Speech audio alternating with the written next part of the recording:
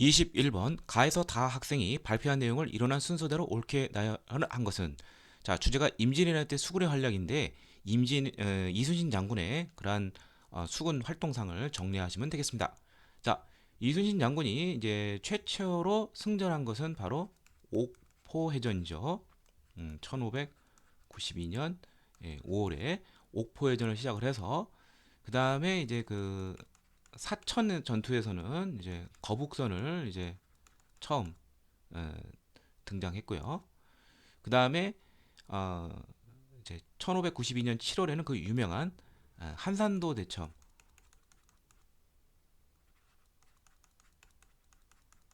예, 바로 하객진을 내세워서 왜군 70여 척을 이제 격파를 한 대승리죠. 자, 그 외에도 이제 많은 뭐 승리들이 있었지만 이제 쭉 나가다가 이제 이순신 장군이 이제 백의종군하고 정유재란 때 다시 이제 복귀를 해서 이뤄낸 큰 승리가 바로 이제 명량대첩이 있습니다. 이게 1597년 9월에 있었고요. 그 다음에 최후의 대첩인 노량대첩이 1598년 11월에 대미를 장식하면서 이순신 장군은 전사를 하게 되었습니다. 따라서 맨 처음이 옥포 1592년 5월, 그 다음에 한산도 앞바다에서 한산도 대첩 1592년 7월, 명량에서 이제 대승을 거둔 거, 예, 이게 1597년 9월이니까 그냥 가나다 순서대로 되어 있습니다. 자, 그래서 정답은 1번이 되겠습니다. 다음 22번. 다음 상황이 나타난 시기에 볼 수 있는 모습으로 적절하지 않은 것은. 자, 여기 보면 사행, 사신행이죠. 책문을 지나갈 때 만상과 송상, 의조상인, 개성상인, 뭐 이것만 봐도 이런 민간상인 이런 사상들이 이제 활발하게 활동하던 시기는 바로 조선 후기가 되겠죠. 예. 자, 조선 후기는 모든 산업이 다 발달을 했고요. 그 다음에 문화의 저변이 굉장히 넓어지게 됩니다. 예전에는 이제 양반, 부유층만 향수하는 것을 그 이하 계층까지도 확대가 된다. 이렇게 이해하시면 될 것 같습니다. 자, 그럼 하나씩 보도록 하죠. 장시에서 지방에서 이제 정기적으로 열리는 시장을 말하는 것이죠. 여기서 돈을 받고 책을 읽어주는 전기수, 이 장시가 발달하고 이러한 상업적 성격의 그러한 것이 나타난 것은 조선 후기죠. 조선 후기 이제 장시가 뭐 1000개도 넘을 정도로 폭넓게 활동을 했고요. 자, 그 다음에 답은 당연히 2번이네요. 병란도에서 교육하는 송의 상인. 송은 이제 고려 시대고 병란도는 고려의 무역항이죠. 정답은 2번이고요.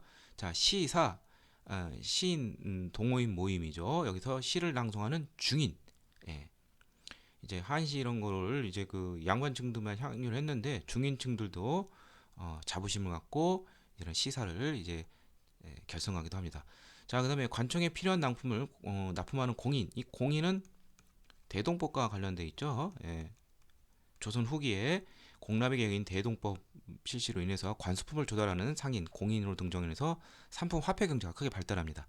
그다음에 광업입에서는 물주의 자금으로 이 물주가 보통 혈주라고 그러고 전문 경영인을 이제 덕대라고 하는데 이렇게 소유와 경영의 이제 분리가 이런 근대적인 자본주의 어떤 맹아적 모습도 조선 후기에 나타나게 됩니다. 23번 밑줄근 이 법에 대한 설명으로 옳은 것은. 이 법은 공납의 폐단을 해결할 목적으로 방금 선지 해문에서 이제 공납의 폐단을 해결하기 위해서 나온 것이 바로 대동법이 있고 공인이 등장한 데죠. 예.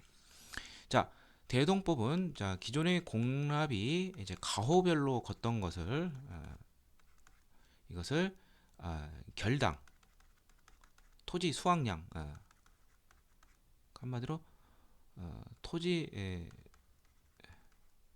수확량에 따른 즉 면적별에 따른 것으로 바꾸게 되는 것이죠.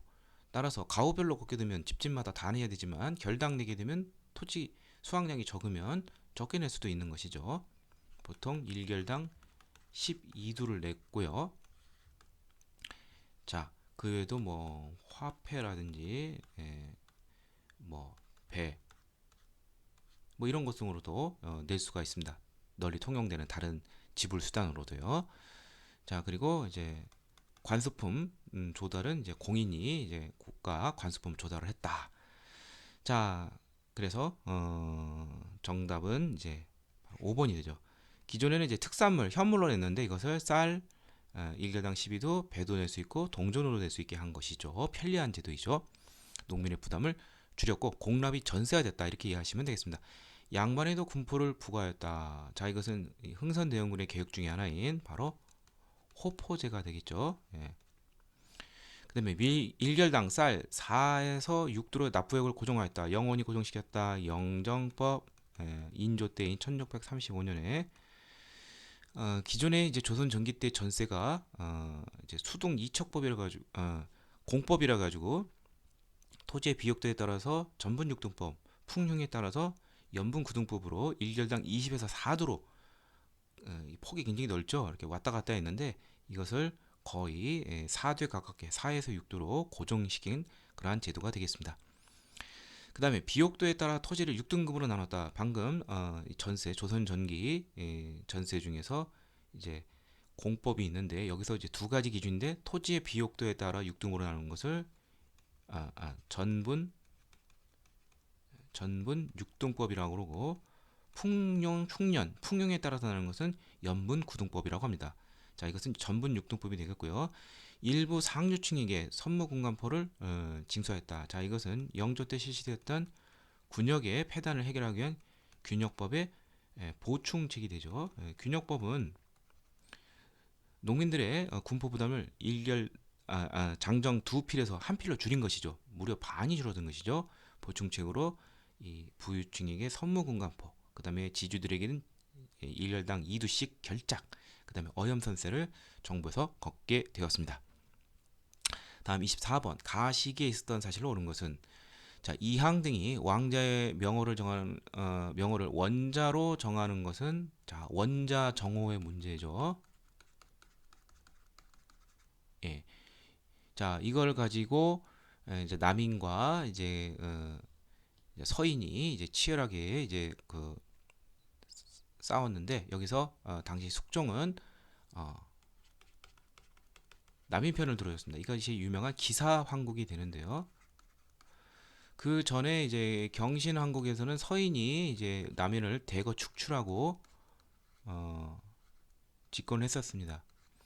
근데 장희빈이 등장으로서 장희빈이 아이를 낳고 후에 경종이 되는 이 아이를 이제 원자로 정하게. 근데 이제 이때 남인들이 이 견해를 이제 숙종이 지지를 해줬죠.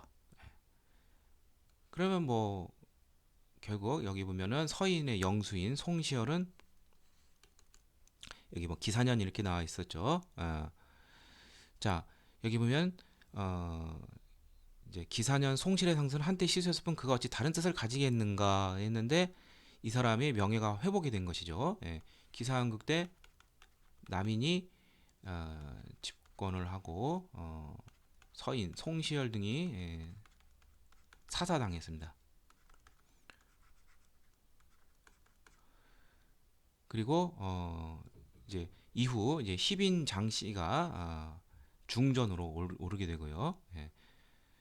자, 이렇게 이제 승승장구하는 했지만 이제 다시 5년 뒤 갑술왕국에서는 그리고 기존의 왕비였던 인현왕후가 폐서인 됐죠. 기사한국 때 5년 뒤 갑술왕국 때는 다시 서인이 집권을 하고 송시열의 어떤 다시 이제 그런 명예가 다시 회복이 되게 여기 그 내용이 되는 것이죠. 이것은 이제 갑술왕국의 내용이 되겠죠. 인현왕후가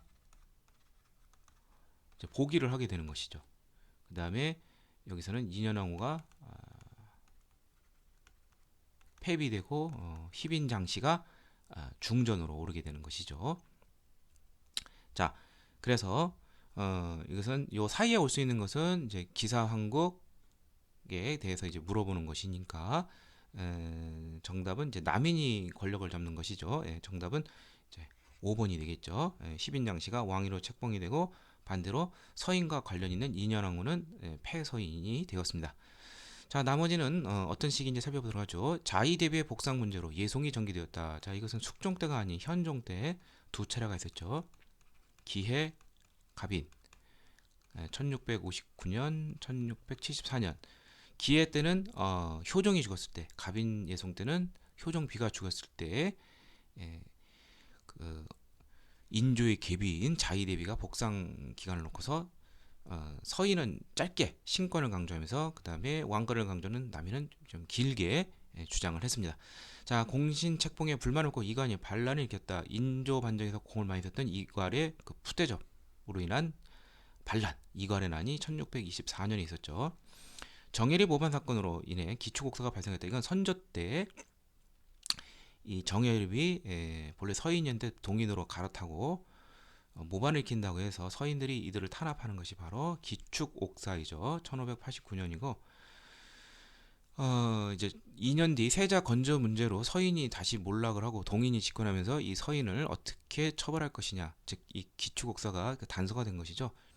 동인이 서인과 남인으로 각각 강경로는 북인, 옹군로는 남인으로 갈라지게 됩니다. 자, 그 다음에 붕당의 폐해를 경계하게 탕평비를 건립되었다. 탕평비가 건립되었다. 영조가 탕평책을 잘 실시를 했죠. 바로 영조 때가 되겠고 1742년에 건립이 되어서 상징적 그런 조치가 되었습니다. 자, 다음 25번 가전쟁 이후에 있었던 사실로 오는 것은 이것은 모모의 결과 심양의 볼모로 잡혀있던 복림대군이 자, 복림대군과 그 형인 소현세자가 병자호란의 결과로 볼모로 잡혀가게 되죠. 예. 자, 이 병자호란 이후에 있었던 사실을 고르게 되는 것입니다. 자, 여기 보면은 복림대군은 이제 후에 효종이 되고요. 소전세자는 이제 귀국하자마자 이제 의문의 죽음을 당하게 되죠.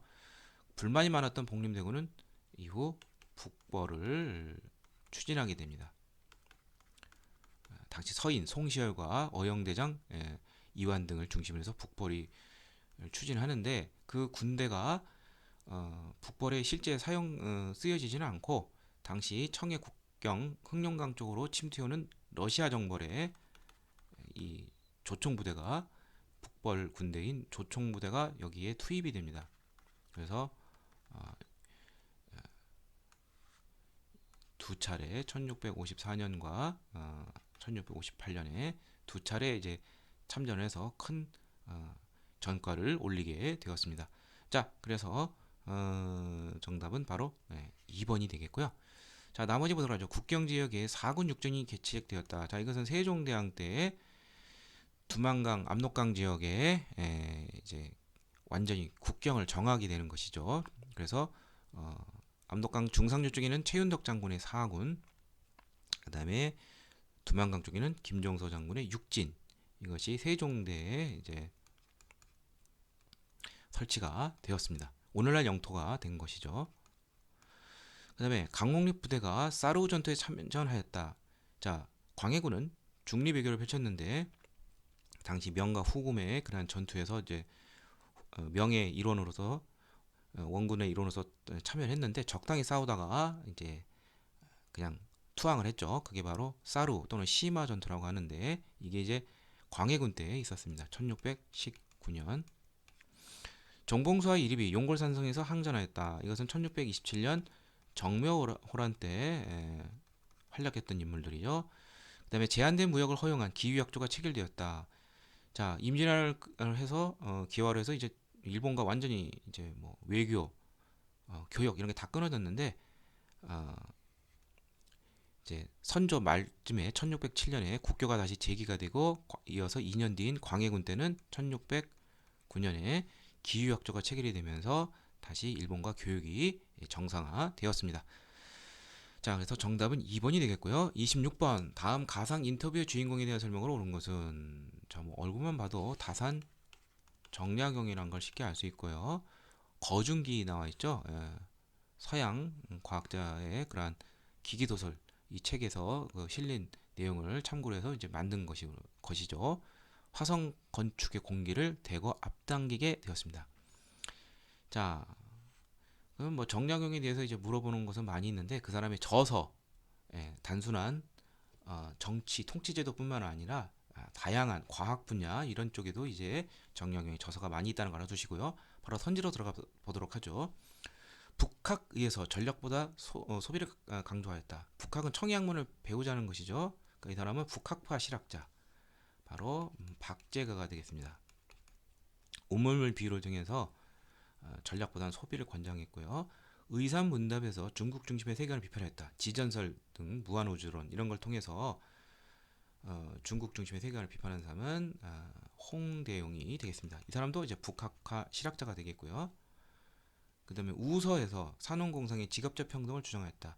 중상적 실학의 선구자인 바로 유수원이 되겠습니다. 마가회통에서 홍역 천연두죠. 이거에 대한 의학 지식을 정립한 게 바로 정약용이 되겠습니다. 박제가 함께 이런 이제 천연두에 대해서도 연구를 했고, 홍역 천연두에 관해서 이제 마가회통에 이게 저술이 되어 있습니다. 그래서 정답은 이제 4번이 되겠고요. 자, 그다음에 금속 과학에서 북한산비가 진흥강 순수비임을 고증한 사람은 추사 김정희. 시서 하와에 능했을 뿐만 아니라 추사체 세안도로 유명한 것뿐만 아니라 이 금속학에도 굉장히 조예가 깊어서 북한산비가 진흥강 순수비임을 고증을 했습니다.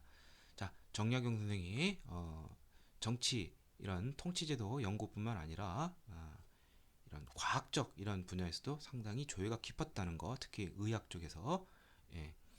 그래서 실제로 이제 정조가 죽었을 때도 정약용 선생이 급거 이제 이것을 이제 치료하려고 왔지만 이미 때가 좀 늦었기도 했었죠. 자, 그래서 정답은 4번이 되겠고요. 다음 27번 가에 들어갈 문화유산으로 오른 것은, 자, 국보 228호인 이것은 회해청 또는 토청 등의 코발트 원료를 사용하여 풀을 청자죠. 만들어진 것입니다. 이러한 종류의 자기는 조선 전기부터 생산되고 후기에 널리 보급이 되었다. 바로 조선 후기에 널리 보급이 된 청화백자에 대한 설명이 되겠습니다. 자, 조선 후기고요. 그럼 조선은 초기에는 분청사기가 유행하게 되었습니다. 조선 초기니까 이제 15세기가 되겠고, 그 다음에 중기가 되면은 순백자가 이제 유행을 하게 되었습니다. 16세기 경에는. 그러다가 이제 푸른 빛이 많이 나는 이것을 안료로 사용하는 차가맥자가 17세기 이후 조선 후기에 크게 유행했는데, 자, 하나씩 보도록 하죠. 자, 1번은 이거는 이제 분청사기에 해당이 되죠. 조화 어문 편병이라는 것이고요. 조선 초기에 유행했던 것이죠. 그다음에 2번은 이거는 이제 고려 시대 때 은입사 기술이 들어오게 됩니다. 이게 상강 기법하고도 관련이 되어 있는데, 이것은 재질은 청동이에요. 겉에 청동 은입사 포류 수금문 매병에 해당이 되겠습니다. 은입사 이 상감 기법과 관련되어 있는 거. 자, 그다음에 3번이 그 유명한 상감청자로 제일 유명한 것이죠. 상감청자 운항문 매병이 되겠습니다. 자, 국보 68호이고요. 자, 그다음에 바로 4번이 바로 이제 푸른 빛깔이 보이죠? 바로 이게 바로 청화백자가 되는 것이죠. 자, 청화백자 여기 보면 이제 대나무 무늬가 있죠. 대나무 무늬 각병에 해당이 되겠고요. 자, 5번은 이제 고려는 이제 처음에는 이제 청자가 나왔을 때 처음에는 이제 비색 청자가 유명합니다. 이제 문양은 없고 이제 순수 비색 청자가 유명한데, 자, 청자, 자, 뭐 마치 참외처럼 생겼죠, 모양이. 참외 모양 병, 참외 모양 병. 이제 소문 과병이라고 하죠. 참외 가짜를 써서. 예. 예. 자, 그래서 정답은 4번이 되겠습니다. 28번 가사건에 대한 설명으로 옳은 것은 자 이것은 평안도 지역에 대한 차별 등에서 일어난 거 반면은 뭐 세도 정치가 일어났던 최초의 농민봉기인 홍경래난이죠. 예. 그래서 정답은 뭐 쉽게 1번이 되겠죠. 홍경래, 우군칙, 뭐 홍총각 등등등이 이제 주요 인물이고요. 이제 평안도민들 서북민에 대한 차별과 또 하나는 당시 세도 정치 뭐 삼정의 문란 뭐 이런 것도 원인이 되어서 그런 문제점이 폭발해서 일어난 것이죠. 자, 그러면 나머지는 어떤 난과 관련된 이제 살펴보도록 하죠. 흥선 대원군이 다시 집권하는 결과가 졌다. 이것은 이모군란하고 관련되어 있죠. 정부가 청군의 출병을 요청하는 계기가 되었다. 이것도 역시 이모군란 때 예, 해결이 안 되니까 청군 요청을 하게 되고요. 이제 또 갑신정변 때도 또 요청을 하게 되죠. 사건 수습을 위해 박 교수가 안핵사로 파견됐다. 철종 때 임술 농민봉기 중에서 제일 유명한 것 중에 하나가 바로 진주 밀란이죠. 경상 우병사 백낙신의 그런 탐악의 원인이 돼서 잔반 출신 유계춘 등이 일으킨 그러한 봉기고요. 이후 삼정 이정청 설치를 안핵사 박 교수가 건의하기도 했습니다. 폐정개혁안 신천을 위해서 직강서 설치를 요구했다. 자, 이것은 가보년에 있었던 동학 농민운동과 관련돼 있죠. 예. 그래서 농민 자치행정구인 집직강서가 실제로 설치되기도 하였습니다. 29번 다음 상황이 나타난 시기를 연필에서 옳게 고른 것은 고종실록이라고 되어 있네요. 자, 의정부에서 알기를 서양 오랑캐가 광성진을 침범했을 때 광성진 전투 중군 어제연 장군 자 그러면은 어제연 장군 하면 신미양요죠. 자 참고로 이제 병인양요는 활약한 장군이 양언수하고 그다음에 한성군 두 사람을 알아야 됩니다. 양언수는 강화도 이제 정족 산성에서 활약을 했고요. 한성군은 강화도는 아니고 김포 강화도 가기 직전에 김포 문수산성에서 활약을 했습니다. 그 다음에 신미양요는